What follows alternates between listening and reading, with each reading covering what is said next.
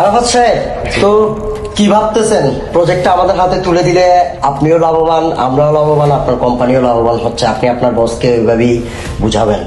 জি অবশ্যই। তো আপনার পক্ষ থেকে আমি কি করতে পারি, আপনি কি করবেন আমার জন্য সেটা বলেন।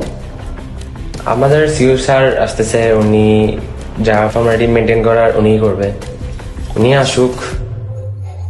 ঠিক আছে, আপনাকে একটা চেক দিয়ে দিব, আপনার মুখ আপনি অফ রাখবেন, আরগুলা কাজ শেষে আমি আপনার থেকে বুঝে নিব, ঠিক আছে?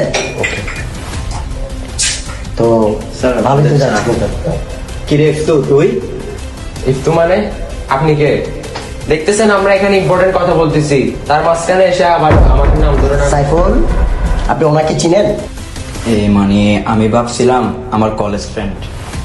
Sorry sir. যান, আপনি আপনার কাজে যান। আরফাত সাহেব বসেন আপনি।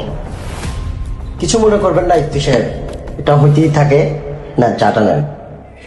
ঠিক আছে, ধন্যবাদ স্যার। হাই রে অপু সাহেব, কি অবস্থা আপনার? কেমন আছেন আপনি? এই তো আছি, ভালো আছি। আমি খুব আনন্দিত আপনি আমার অফিসে আসছেন। জি অবশ্যই, আজকে প্ল্যান ছিল আপনার অফিসে আসার। স্যার এখানে বসুন।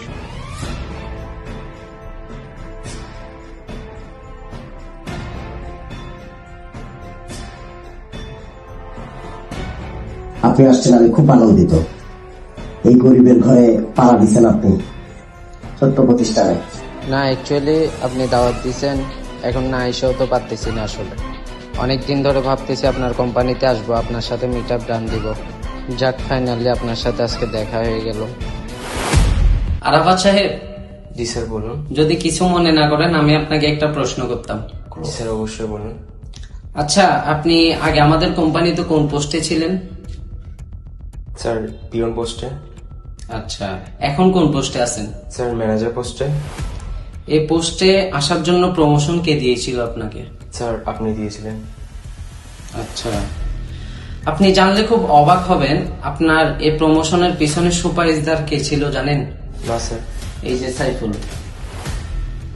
যাকে একটু আগে আপনি অপমান করে পাঠিয়ে দিয়েছিলেন। Sorry sir. আপনি আরো শুনলে অবাক হবেন, এই সাইফুল কিন্তু আমার কাজিন। আপনি যখন পিয়ন পোস্টে ছিলেন তখন সে এসে কিন্তু আমার সুপারিশ করেছিল শুধুমাত্র আপনার প্রমোশন দেওয়ার জন্য। স্যার আমি একটু সাইফুলের কাছে যাবো। থাক, সম্পর্কে এতটুকুতেই স্টপ থাকুক।